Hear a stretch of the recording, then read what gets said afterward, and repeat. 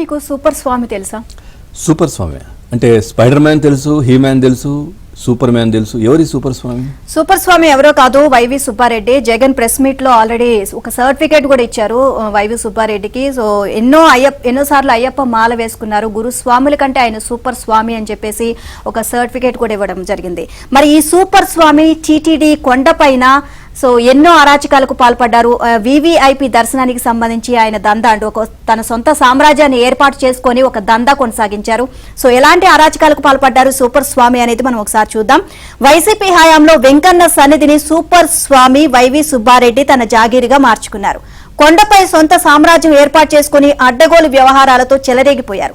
TTD chairman గా ఆయన అరాచకాలకు పరాకాష్ట వివిఐపి దర్శనాల వ్యవహారం. టీటీడీ నిబంధనల ప్రకారం చైర్మన్ కోటా కింద రోజుకు సగటున 6 నుంచి 12 మందికి మాత్రమే వివిఐపి దర్శనం కల్పించాలి. ఒక్కో సిఫార్సు లేఖపై 6గురిని ఈ దర్శనాలకు అనుమతిస్తారు.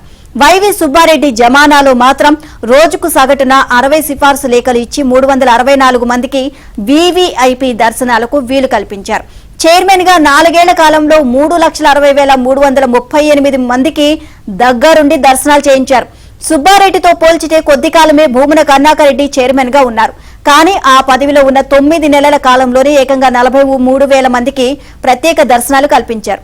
అంటే సగటున రోజుకు 172 మందికి దర్శనాలు చేయించారు. దీని వెనుక మర్మం ఏంటి? దర్శనాల పేరిట ఏమైనా వ్యాపారం చేశారా? సిఫార్సు లేఖలకు ధర కట్టి అమ్ముకున్నారా అన్న అనుమానాలు కలుగుతున్నాయి.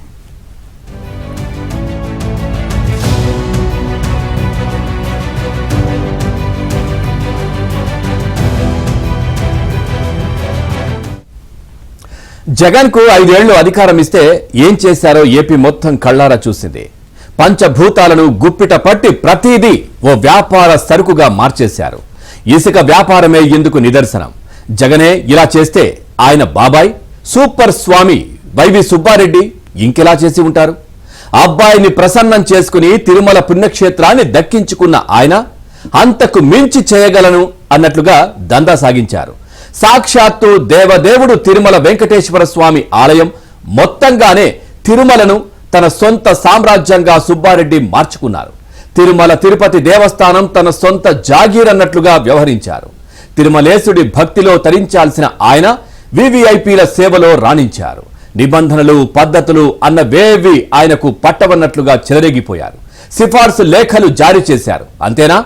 ఆ లేఖలకు పక్కాగా దర్శనం సేవలు దక్కేలా దగ్గరుండి చూసుకున్నారు.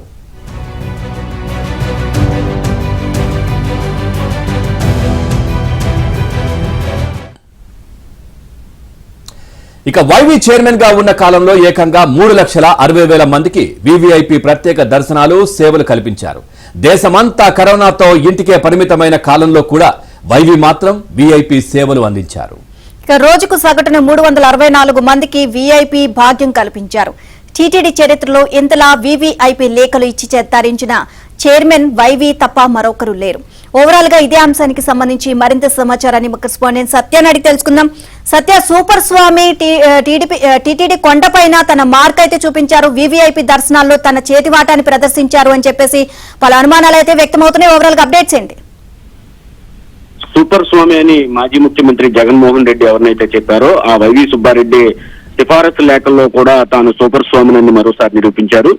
సో ఆయన 3.60 లక్షల మందికి స్పెషల్ దర్శనాలు ఆయన టైంలో ఇవ్వడం జరిగింది. ఆ లెక్కలు లెక్కిస్తే రోజుకి 364 మందికి స్పెషల్ దర్శనాలు ఇచ్చారు. నిజానికి ఎమ్మెల్యేలు, ప్రజాప్రతినిధులు, అదేవిధంగా ఎంపీలు, న్యాయమూర్తులు వీరందరికీ సిఫార్సు లేఖలు ఇచ్చే అవకాశం ఉంటుంది. వీరు 1 నుంచి 2 లేఖలు మాత్రమే ఇవ్వాల్సి ఉంటుంది. అంటే 6 నుంచి 12 మంది మాత్రమే రోజుకి దర్శనాలు, స్పెషల్ దర్శనాలు కల్పించాల్సి ఉంటుంది. అది కూడా వారి సొంత కుటుంబ సభ్యులు కానీ లేదా వారికి తెలిసిన వారికి మాత్రమే ఇవ్వాల్సి ఉంటుంది. అలాంటిది రోజుకి 364 మందికి సిఫార్సు లేఖలు ఇచ్చారంటే, దాన్ని బట్టి దర్శనాలు చేపించారంటే స్వయంగా దగ్గరుండి దాన్ని మనం అర్థం చేసుకోవచ్చు. దీంతో పాటు విఐపి సేవ పేరిట వ్యాపారం ఏమైనా చేశారా, ఇంత స్థాయిలో ఈ దర్శనాలు కల్పించారంటే వ్యాపారం ఏమైనా చేశారా అనే అనుమానాలు కూడా కలుగుతున్నాయి. సిఫారసు లేఖలకు ధరలు కట్టేమైనా అమ్ముకున్నారా అనే అనుమానాలు కూడా ఉన్నాయి. కుటుంబం సొంత మనుషుల్లో ఎంతమందికి ఇచ్చినా 50,000కు మించి ఉండదు. మిగిలిన 3,10,000 మంది ఎవరు అనేది కుటుంబ సభ్యులకు కానీ లేదా నియోజకవర్గంలో ఉన్నటువంటి వారికి ఇచ్చినప్పుడు కూడా 50,000కు మించి ఉండదు. మిగిలిన వారు ఎవరు అనేది ప్రధాన ప్రశ్నగా ఉంది. రోజుకు సగటున 60 లేఖలు ఇచ్చారు. 60 లేఖల పైన ఆయనే స్వయంగా సంతకం పెట్టి ఇవ్వడం జరిగింది. భూమన కరుణాకర్ రెడ్డి టైంలో కూడా దాదాపు రోజుకు 172 మందికి దర్శనాలు కల్పించారు. ఆయన 43,000 మందికి దర్శనాలు ఇచ్చిన పరిస్థితి అయితే ఉంది. జగన్ ప్రభుత్వం చైర్మన్ల తీరుపై ఇప్పుడు సర్వత్రా విమర్శలు అయితే వ్యక్తమవుతున్నాయి. మరోవైపు ఈ సూపర్ స్వామిని సాక్షాత్తు జగన్మోహన్ రెడ్డి చెప్పడంతో రాష్ట్రంలో ఇసుక దందా కావచ్చు, ఇతరుల సహజ వనరులు దోచేసినటువంటి ముఖ్యమంత్రికి ఏమాత్రం తీసుకుంటానని చెప్పి ఆయన చిన్నాన్న ఈ రకంగా సూపర్ స్వామి అవతారం ఎత్తారు కొండ మీద అని కూడా చెబుతున్న పరిస్థితి అయితే ఉంది. దాదాపు 3,60,338 మందికి దర్శనం కల్పించారు. దీంతో ఇంతమందికి దర్శనాలు కల్పించారంటే దీని వెనక ఏమైనా వ్యాపార కోణం ఏమైనా ఉందా అనే అనుమానాలు కూడా వ్యక్తమవుతున్నాయి. మరోవైపు మంత్రులు, అప్పటి మంత్రులైన పెద్దిరెడ్డి, అదేవిధంగా రోజా కూడా భారీ ఎత్తున దర్శనాలు కల్పించారు. ఆ రోజా వెళ్ళినప్పుడల్లా కొండపైన పూర్తి స్థాయిలో ఒక సందడి వాతావరణం నెలకొనేది. 40 నుంచి 60 మంది తన వెంట తీసుకెళ్లేవారు దర్శనాలకి.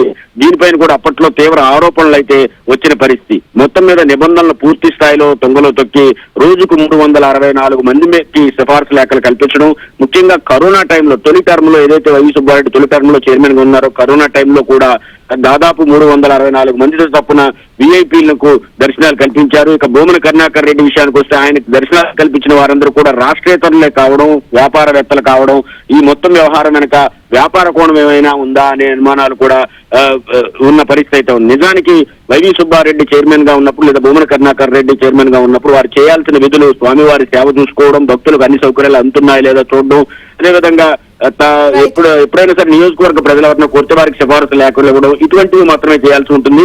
అయితే అంతకు మించి వాళ్ళు వ్యాపార దృక్పథంతో ఈ వ్యవహారంలో వ్యవహరించారా, శ్రీవారి టికెట్లను అమ్ముకున్నారా, దర్శనం టికెట్లనే అనుమానాలు కూడా దర్శనానికి సంబంధించి స్పెషల్ దర్శనాలకు సంబంధించి ఇచ్చేటువంటి లేఖలు అమ్ముకున్నారనే అనుమానాలు కూడా వ్యక్తమవుతున్న పరిస్థితి అయితే ఉంది. దీని మీద కూడా సమగ్ర విచారణ జరగాలని చెబుతున్న పరిస్థితి ఉంది. ప్రత్యేక ప్రవేశ దర్శనాలు, తిరుమలేశుడి సేవలో అప్పట్లో కల్పించిన వాటిలో కళ్యాణం, నిజపాద దర్శనం, అదేవిధంగా వస్త్రాలంకరణ వంటి కీలకమైన దర్శనాలు మీరు కల్పించారు.